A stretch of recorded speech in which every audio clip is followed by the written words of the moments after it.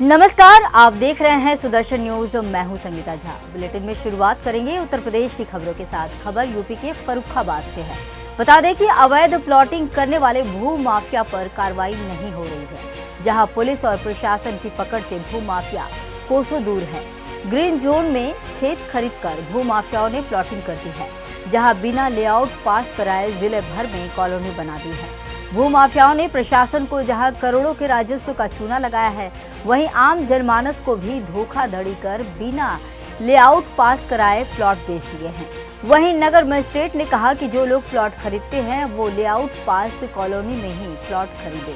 भू माफियाओं के विरुद्ध प्लॉट खरीदने वालों को धोखाधड़ी का मुकदमा दर्ज कराना चाहिए। अब तो प्रॉपर्टी डीलर इन पर कार्रवाई नहीं हो रही है, लेकिन जो प्लाट खरीदते हैं उनके मकान ध्वस्त किए जा रहे हैं, जिससे लोगों को परेशानी हो रही है। प्रॉपर्टी डीलर को कोई अंकुश नहीं लगाया जा रहा है। नहीं, उन पर भी अंकुश लगेगा। अब ये तो जो बेच कर भाग गए और बेचारे जो फंस गए हैं, लोग जिन्होंने प्लॉट ले लिए हैं, तो वो बेचारे भी तो वही पीड़ित होंगे। तो सभी लोगों से यही जो है सलाह है सब लोगों को कि जहाँ भी प्लॉट खरीदे हैं मकान बनाने के लिए या किसी भी अपने वेबसाइट बनाने के लिए, तो पता कर लें कि वहाँ वो लेआउट जो है उसका पास है या नहीं है, और वहाँ वो एक्टिविटी जो अलाउड है या नहीं है।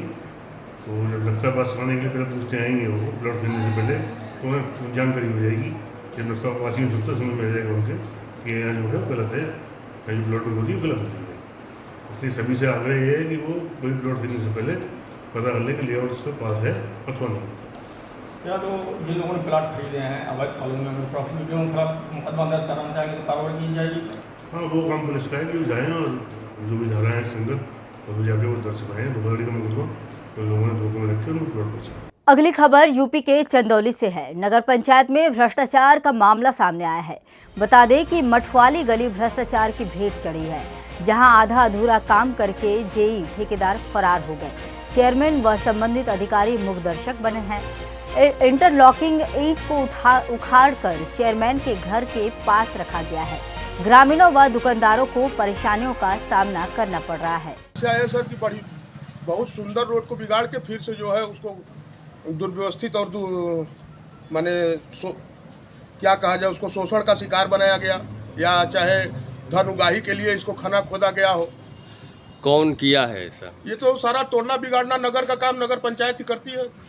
कोई संबंधित अधिकारी आया था मौके पर? कोई नहीं आया है, बस लूट खसोट करके सब लोग फरार है यहाँ से। आपके चेयरमैन जो नवनिर्वाचित हुए हैं उनका क्या रोल है इसमें? विकास तो बड़ा उम्मीद लगाए थे, लेकिन हमको लग रहा है कि जब हम ही लोग के दरवाजे के आगे गड्ढा रहेगा तो क्या उम्मीद किया जा सकता था। देख रहे हैं इतना ये रोड खराब हो गया है कि बारिश के मौसम में भी ये भर जाएगा, और अगल बगल दुकानदार हैं। अरे नवरात्र के समय में दुकान धुला रही है तो पानी लग जा रहा है। इसकी शिकायत कहीं किए थे आप लोग? कहाँ जाए हम लोग एक व्यापारी हैं, हमारा कार्य व्यापार से मतलब है, राजनीति से तो कोई मतलब है नहीं। लेकिन हम लोग के दुकान के सामने जो है बिना विकास तो क्या विनाश का जो है गड्ढा खन के लोग चल दिए।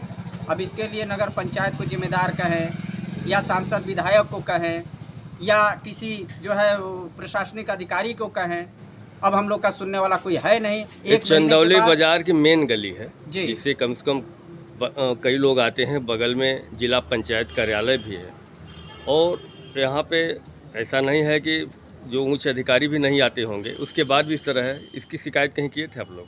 अब हम लोग के पास इतना फुर्सत नहीं है, ना समय है। हम लोग व्यापार करने वाले, हम लोग व्यापारी अपना जो है सुबह 10 बजे आए, रात को 9 बजे बंद करके घर चले गए। अब ये तो कार्य जो है टाउन एरिया नगर पंचायत का है। क्या इसमें कहीं वोट की राजनीति है क्या? अब हम लोग ना कभी जो है राजनीति किए हैं, राजनीति के बारे में सोचते हैं, मगर ये सोचते हैं कि एक अच्छा चेयरमैन बने, एक अच्छा सांसद विधायक बने, हमारा विकास करे। मगर हम लोग के सामने विकास नहीं विनाश दिख रहा है। चंदौली नगर पंचायत के ये मठ वाली गली है, जबकि पुरानी प्राचीन गली है। इससे लगभग हजारों लोगों का आना जाना है। बगल में नगर पंचायत है और इसके बगल में मंदिर है। मंदिर जो है विश्व प्रसिद्ध है। यहाँ पे हमेशा रामनवमी के दिन पूजा पाठ यहाँ से यात्रा निकलती है। कैमरा में कहीं दिखाएं, ये सड़क है। इस सड़क को जानबूझ करके ही खराब कर दिया गया है। यहाँ के लोगों ने बताया कि जो यहाँ पे चेयरमैन है गुड्डू यादव, उनके नेतृत्व में इसको खराब किया गया।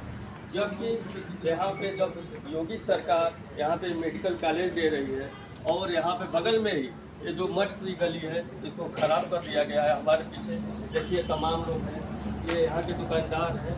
अब देखना है कि ये गली बनती है या भ्रष्टाचार की भेंट चढ़ जाती है। अभी ये गली मुस्लिम की होती तो यहाँ पे झाड़ू लगता, इसका मरम्मत किया जाता, लेकिन ये मुस्लिम की नहीं है, हिंदू की गली है, इसलिए इसको भ्रष्टाचार की भेंट चढ़ा दिया गया है।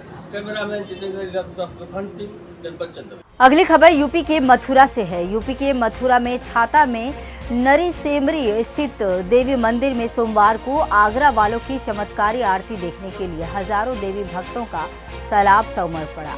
बड़े बड़े दीपकों की लौ सफेद चादर के आर पार हो रही थी, लेकिन कपड़ा नहीं जल रहा था। आस्था के उद्वेग के साथ भक्त परिसर को देवी मां के जयकारों से गुंजायमान कर रहे थे। देवी मंदिर पर सुबह से ही भक्तों की कतारें सी लगी हुई थी, तो वहीं भीड़ इतनी बढ़ गई कि इसे नियंत्रित करने के लिए एसडीएम श्वेता सिंह, तहसीलदार रजनीश कुमार वाजपेयी, कोतवाली प्रभारी पुलिस फोर्स के साथ तैनात रहे। ये आरती बहुत चमत्कारी आरती होती है, इसको परंपरा चली आ रही है वर्षों से, सदियों से। तब से हमने वो संभाला है, हमारी 55-60 साल की उम्र हम देखते हुए आ रहे हैं। ये चमत्कारी आरती होती है, ये तीज के दिन होती है, चैत के नवरात्र में। अच्छा, कितनी आरती ये आप लोग लगे हैं? 5 आरती हैं। पहली आरती ये है जब शुक्ला जी की है, दूसरी सुंदर फिल्म, तीसरी बोल चौथी जब वो लालन जी चंदन के वो तो खत्म हुआ, चंदा चाचा है, और 5वीं को बबलू भाई ये यहाँ पर 5 छड़ियाँ लगती है जी, और करीबन है ना 5 छड़ियों की 30वीं पीढ़ी चल रही है जी। 2 पीढ़ी का अपने 30वीं पीढ़ी चल रही है, और ये परंपरागत चली आ रही है। ये हमको भी नहीं मालूम है कितने साल, वैसे बताते हैं 569 साल हो गए इसको मंदिर को, और झानू भगत की लाई हुई है, और बाप दादों के जमाने से ये भगवती ज्वाला माई का अपना नगर कोटवाली का ही आशीर्वाद है, उसी का ही चमत्कार है, कोई करने बनने वाली है, आप लोग जानते ही इस बात को। और क्या व्यवस्था यहाँ रहती है, मतलब आपके आने के लिए? व्यवस्था बहुत बढ़िया रहती है जी, कहीं कोई दिक्कत वगैरह कोई प्रशासन की कोई तरफ से कोई? दिक्कत नहीं रहती है जी, बस हमको कहने की जरूरत है, वहाँ पर सब है ना इंतजाम हो जाती है। इसमें कि प्रशासन का तो बहुत बढ़िया इंतजाम किया। अब बात करेंगे यूपी के फर्रुखाबाद की। फर्रुखाबाद जिला अधिकारी ने संचारी रोग नियंत्रण अभियान की रैली को हरी झंडी दिखाकर रवाना किया, जहां संचारी रोग नियंत्रण अभियान 1 अप्रैल से 30 अप्रैल तक चलेगा। सीएमओ अवनिंद्र कुमार ने बताया कि संचारी रोग नियंत्रण रैली फतेहगढ़ कलेक्ट्रेट से आवास विकास लकूला होते हुए राम मनोहर लोहिया अस्पताल तक पहुंचेगी। आगे क्या कुछ कहा आप भी सुनिए। 1 अप्रैल से 30 अप्रैल तक संचारी रोग नियंत्रण अभियान चलेगा जनपद में, और जिसमें की रैली आज जिलाधिकारी महोदय द्वारा हरी झंडी दिखाकर निकाली गई, और शपथ भी दिलाई थी सभी लोगों को, जिसमें लगभग 200 बच्चे थे हमारे विभिन्न स्कूलों के और हमारे एरम ट्रेनिंग सेंटर के। ये रैली हमारी कलेक्ट्रेट से चल के और फर्रुखाबाद तक गई है, और हम लोग इसमें 11 डिपार्टमेंट काम कर रहे हैं। ये सफाई है, जैसे नालियों सफाई, झाड़ियों कटाई है, ये सब चीज़ें होंगी। रैली का संदेश क्या है सर? रैली का संदेश ये है कि ज़्यादा जनता जागरूक हो इसके प्रति, संचारी रोगों के प्रति, और सफाई रखें। दस्तक अभियान का है इसमें? दस्तक अभियान ये 10 तारीख से चलेगा, 10 तारीख 30 अप्रैल तक चलेगा। इसमें आशा और आंगनबाड़ी ये टीम बना के घर घर जाती हैं, दस्तक देती हैं घरों पर। वहाँ जैसे कोई मरीज होता है, बुखार का मरीज है, या टीबी के लक्षण वाला मरीज है, या आईएलआईसारी का मरीज है, या कोई कुपोषित बच्चा है, तो उसकी लिस्ट बनाती हैं, फिर उसका हम लोग उपचार कराते हैं। अगली खबर यूपी के सीतापुर से है। सीतापुर जनपद में स्वास्थ्य व्यवस्थाएं और समस्याएं जस की तस बनी हुई है। हाल ही में लगभग 1 से 1.5 वर्ष पूर्व बने हुए एनआरसी सेंटर की हालत बेकार हो गई है, जहां छत से पानी टपकने लगा है। फिलहाल आए दिन सुर्खियों में रहने वाला जिला अस्पताल प्रशासन अब भी सुधरने का नाम नहीं ले रहा। हमें 2 दिन हुए हैं। 2 दिन हुए। क्या क्या समस्याओं का सामना करना पड़ रहा है यहाँ?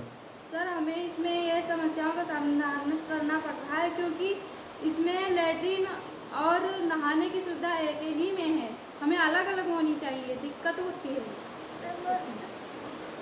इसी में नहाओ, इसी में बर्तन धुलो, इसी में लैट्रिन जाओ। तो क्या चाहती है आप? हम ये चाहते हैं कि हमें अलग अलग होना चाहिए, अलग नहाओ अलग लेटरिन जाओ। यहाँ समस्याओं का सामना ये करना पड़ता है कि इसी में लेटरिन जाओ और इसी में लेटरिन बाथरूम और बर्तन धुलने में एक ही में है, इसलिए हमें ये अलग अलग होना चाहिए। यानी आप उसी में लेटरिन जा रही हैं, उसी में नहाइए, उसी में बर्तन धोइए जी। और साफ़ सफाई की व्यवस्था क्या है? साफ सफाई भी नहीं है अच्छी तरीके से। क्या चाहती है आप? हम यही चाहते हैं कि लेटरिन अलग होनी चाहिए, बर्तन धुलने के लिए और नहाने के लिए अलग होना चाहिए और मतलब साफ़ सफाई भी अच्छी होनी चाहिए। यहाँ पे सबसे बड़ी तो ये समस्या है कि हम लोगों के बैठने की कोई भी व्यवस्था नहीं है। खुले में ऐसे मरीजों के साथ हम लोग बैठते हैं, नाइट स्टाफ खुले में लेटता है मरीजों के साथ। बाहर आप देख रहे हैं ये विंडो खुला है, यहाँ से बाहर से आदमी झाँकते हैं, स्टाफ यहाँ पे लेटा हुआ होता है, सो रहा होता है, तो बहुत दिक्कतों का सामना करना पड़ रहा है। किचन बिल्कुल आउट है, बाहर है। जो 2 बजे रात में स्टाफ बच्चों को दूध देने के लिए बाहर निकलती है, कोई भी हादसा हो जाए स्टाफ के साथ तो उसका जिम्मेदार कौन होगा? और उसमें देखा गया किचन में लैट्रिन भी बनी हुई है। जी, किचन और लैट्रिन एक में ही कर रखा है। किचन और लैट्रिन को अलग अलग होना चाहिए। जहाँ रसोई होती है वहाँ पे शौचालय नहीं होता है। क्या आपने इस विषय में अपने उच्च अधिकारियों को अवगत कराया? जी, ओरल और लिखित, मौखिक और लिखित हमने दोनों तरीके से CMS को अवगत कराया है और मैडम को भी इस बारे में पूरी जानकारी। क्या बताया? मैंने बताया है, मैंने अपनी सारी समस्या नहीं, अधिकारी ने आपको क्या आश्वासन दिया? अधिकारी ने आश्वासन तो दिया है कि हो जाएगा, मैं करा दूंगा, लेकिन अभी भी कोई भी काम शुरू नहीं हुआ। कब तक, ये कितने दिन हो गए आपको शिकायत करे हुए? लगभग हो गया, उन्हें तो जानकारी 1 महीने से है, क्योंकि 2 महीने से शिफ्ट है यहाँ पे। NRC फरवरी से शिफ्ट है और लगभग 20-25 दिन हो गए हैं उनको इस बारे में पता हुआ। अब बात करेंगे बिजनौर की। थाना धामपुर क्षेत्र में उस वक्त हड़कंप मच गया जब देर रात्रि एक किसान के पशुशाला में आग लग गई। किसान ने इसकी सूचना पुलिस और फायर ब्रिगेड को दी। उधर जब तक फायर की टीम पहुंची तब तक पशुशाला में खड़े 2 ट्रैक्टर जलकर खाक हो गए। उधर आग में 5 गौवंश भी बुरी तरह झुलस गए। पीड़ित किसान ने बताया कि आग लगने से करीब 12 लाख रुपए का नुकसान हुआ है। उधर पुलिस ने जाँच शुरू कर दी है। घटना साहब 11 बजे करीब आग लग गई अचानक से। क्या क्या नुकसान हुआ? नुकसान 2 ट्रैक्टर जल गए मेरे और 5 पशु जल गए। कितने का नुकसान हो गया लगभग? नुकसान करीब 10-12 लाख नुकसान तो हो गए कम से कम। प्रशासन को सूचना दी? प्रशासन को सूचना नहीं दी हमने। आग किसने बुझाई? आग मशीन ने बुझाई थी। अगली खबर यूपी के फिरोजाबाद से है, जहां वरिष्ठ पुलिस अधीक्षक सौरभ दीक्षित द्वारा जनपद में अवैध मादक पदार्थों की तस्करी करने वाले अपराधियों के विरुद्ध चलाए जा रहे अभियान में कार्रवाई की गई, जहां अंतर्राज्यीय अवैध मादक पदार्थों की तस्करी करने वाले 3 सक्रिय तस्कर गिरफ्तार किए गए हैं। वहीं कब्जे से 175 किलोग्राम अवैध मादक पदार्थ गांजा कीमत करीब 1 करोड़ रुपए, 4 मोबाइल फोन, 1 टाटा ट्रक व 3,300 रुपए बरामद कर जांच जारी है। Anti narcotics task force Agra zone Agra और शिकोहाबाद पुलिस के एक संयुक्त प्रयास से बड़ी मात्रा में गांजे की खेप जो उड़ीसा से लाई जा रही थी तस्करी करके, उसकी बरामदगी थाना शिकोहाबाद क्षेत्र में हुई है।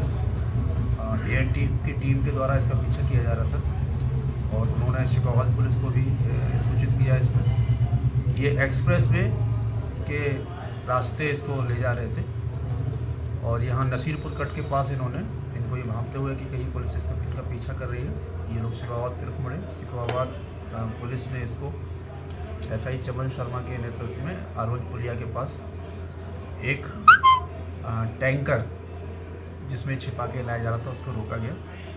इस पर 3 लोग मौके पर इसमें गिरफ्तार हुए हैं, जिसमें जितेंद्र सिंह जीतू है जो चिकसाना भरतपुर का रहने वाला है, दूसरा अर्जुन सिंह पुत्र सुरेश निवासी लधौली थाना इगलास जनपद अलीगढ़ और तीसरा धर्मेंद्र ये कासिमपुर थाना बलदेव जनपद मथुरा से संबंधित है।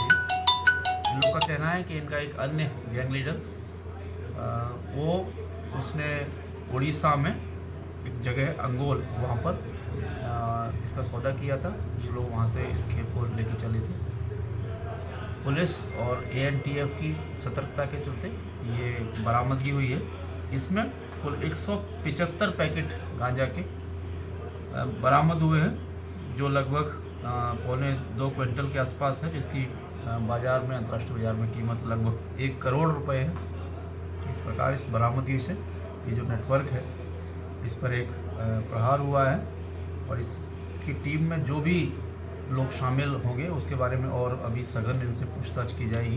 इनके फ़ोन कॉल डिटेल्स को भी देखा जाएगा, कौन कौन लोग इस ग्रुप में शामिल हैं और इनका जो पूरा चेन है उड़ीसा से लेके और ये आगे जहाँ तक भी इसको लेके जाते हैं उसको पूरे को ब्रेक किया जाएगा और इसमें आगे भी गैंगस्टर इत्यादि की कार्रवाई की जाएगी।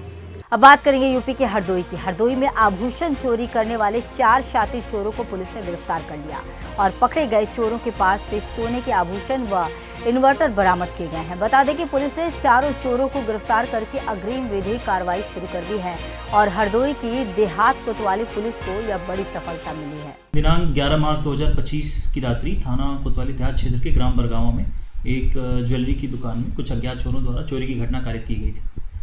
इस संबंध में थाना कोतवाली देहात में सुसंगत धाराओं में अभियोग पंजीकृत किया गया व घटना के अनावरण के लिए कई टीमों को लगाया गया था।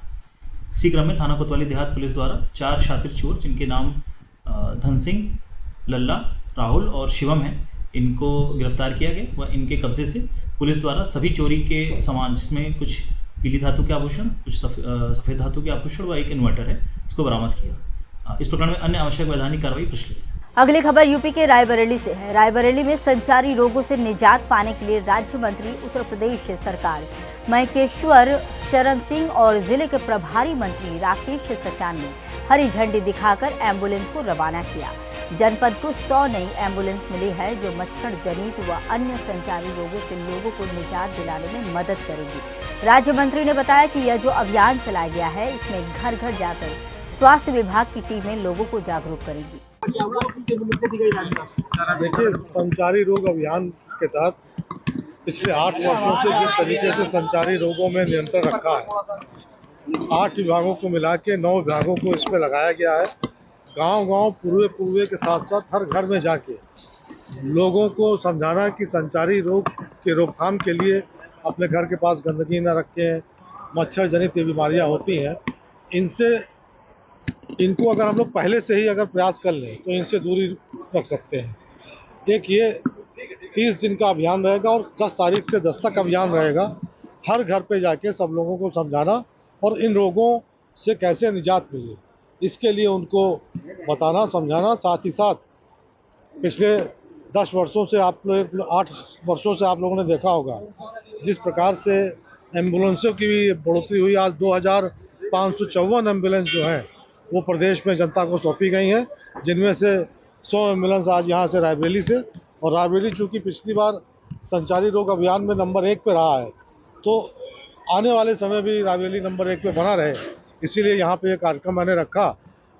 माननीय उप मुख्यमंत्री जी लखनऊ से इस कार्यक्रम की शुरुआत की है, माननीय मुख्यमंत्री जी ने बरेली से इस कार्यक्रम की शुरुआत की है। और चूँकि रायबरेली से थोड़ा बहुत पुराना और एक संबंध बना हुआ है, तो इसीलिए रायबरेली अच्छा भी लगा कि रायबरेली इससे, और अपने ही विभाग में अगर रायबरेली नंबर 1 पे आता है तो एक अंदर से मन में खुशी की लहर दौड़ती है। तो मैं आप सबको भी, आप सबके चैनल के माध्यम से भी मैं यही आग्रह करूंगा लोगों से। मंत्री जी, एक यहाँ CMA से जिला मतलब काफ़ी चर्चा का विषय है, उनको उनकी कार्यशैली को लेकर, कभी स्टाफ को, कभी डॉक्टरों को, एक बड़े कई बार जब से आए हैं, तो उस पर कुछ होगी निगरानी? ये अभी आज मुझे इसकी कुछ जानकारी मिली है, मैं इसको दिखवा के इस पर जो भी कार्रवाई होगी करूँगा। डॉक्टर जो उपयोग करते वीडियो वायरल होता है और सोशल मीडिया पे जो है राजनीतिक पार्टियों की जो उनकी टिप्पणियां होती है। मंत्री जी बाहरी दवाओं पे कब रोक लगेगी? एक 740 रुपए की इंजेक्शन लगातार इमरजेंसी में लिखा जा रहा है, हर गरीब मरीज को लूटा जा रहा है, उसके अंकुश कब लगेगा? आप व्यक्तिगत कोई ऐसी हो आप उसको बता दीजिएगा। लगातार चर्चा का विषय बने हैं रायबरेली से वो मैंने बता दिया, मैं आज उसको दिखवा दूंगा। मरीजों का आपके गृह जनपद सहित उत्तर प्रदेश के सभी जनपदों के राजकीय चिकित्सालयों में 2014 के शासनादेश के रसीद काटती है, मैं इसको भी दिखवा लूंगा।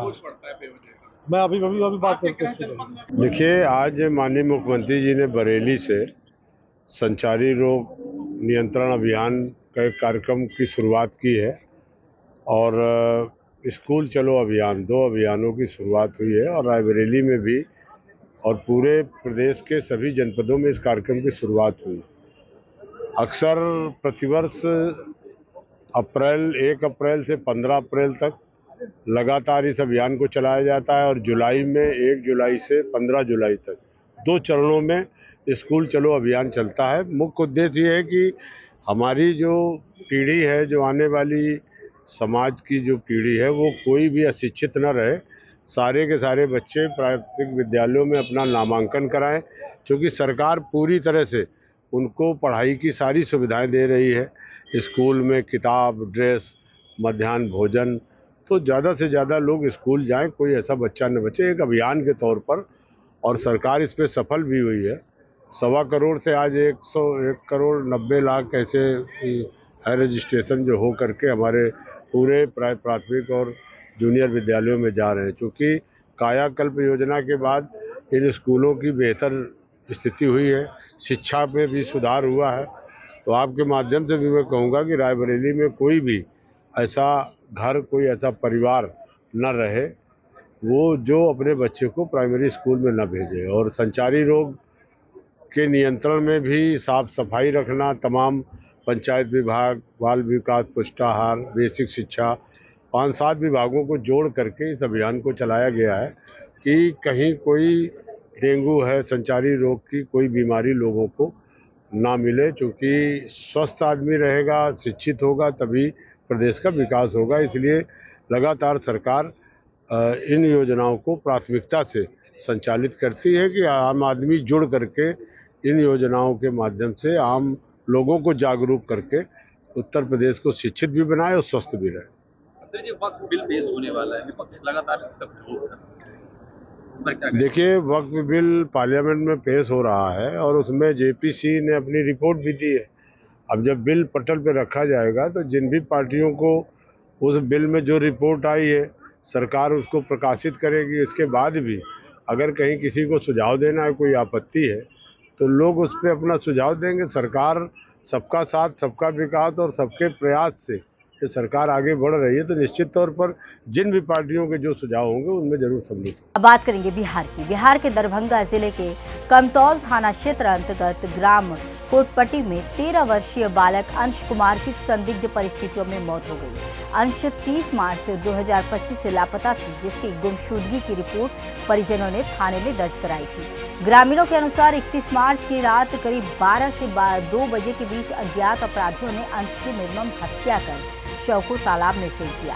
घटना की सूचना मिलते ही कमतौल थाना प्रभारी पंकज कुमार डीएसपी के साथ दलबल सहित मौके पर पहुंचे और बच्चे के शव को निकालकर पोस्टमार्टम के लिए भेज दिया है। इस दर्दनाक घटना से ग्रामीणों में आक्रोश फैल गया है। घटनास्थल पर भारी संख्या में ग्रामीण जुट गए और पुलिस से तीखी नोकझोंक भी हुई। हालात को नियंत्रित करते हुए पुलिस ने शव को कब्जे में लेकर आगे की कानूनी कार्रवाई शुरू कर दी है।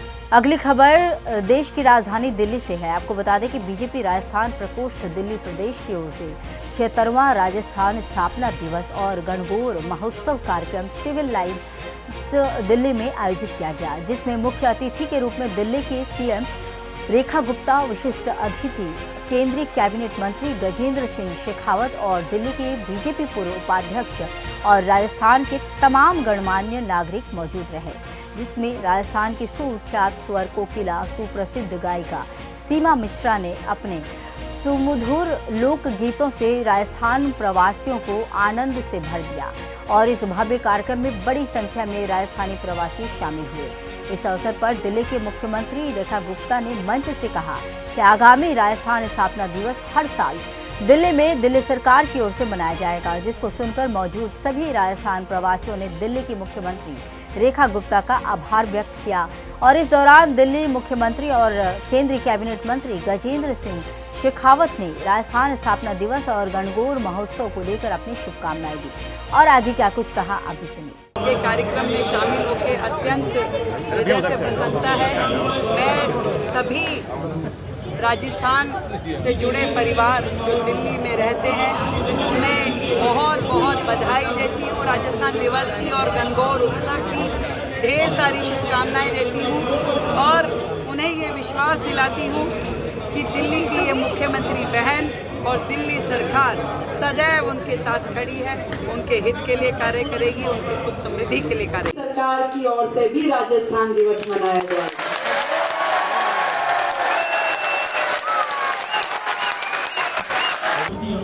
उनका आज पारिवारिक स्नेह मिलन नए वर्ष और गणगौर के इस उत्सव पर आयोजित किया है। मैं इस पारिवारिक स्नेह मिलन के आयोजन के लिए भारतीय जनता पार्टी राजस्थानी प्रवासी प्रकोष्ठ का हृदयपूर्वक अभिनंदन करना चाहता हूँ। कार्यक्रम में दिल्ली के सम्मानीय मुख्यमंत्री और अनेक लोगों ने शिरकत की है, लेकिन मैं इतना अवश्य कहूँगा कि राजस्थान की जो संस्कृति, राजस्थान जो संस्कृतिधारी धरती है, राजस्थान के लोग जहाँ कहीं भी रहते हैं वहाँ राजस्थान की संस्कृति की खुशबू निश्चित रूप से वहाँ महसूस की जा सकती है, वहाँ अनुभव की जा सकती है। क्योंकि राजस्थान के लोग चाहे देश प्रदेश में कहीं भी रहे होंगे या देश दुनिया में जा कर के कहीं भी रहे होंगे, उन्होंने अपनी सांस्कृतिक जड़ों के साथ अपने जुड़ाव को बनाए रखा है। आने वाली पीढ़ियों में भी संस्कृति की ये खुशबू महक बनी रहे, ये मिठास बनी रहे, ऐसा आग्रह करते हुए मैंने सभी राजस्थानी बंधुओं को, बहनों को इस शुभ दिन की शुभकामनाएं प्रेषित की। फिलहाल के लिए इस बुलेटिन में इतना ही। देश दुनिया की तमाम खबरों के लिए देखते रहिए सुदर्शन न्यूज। जय हिंद।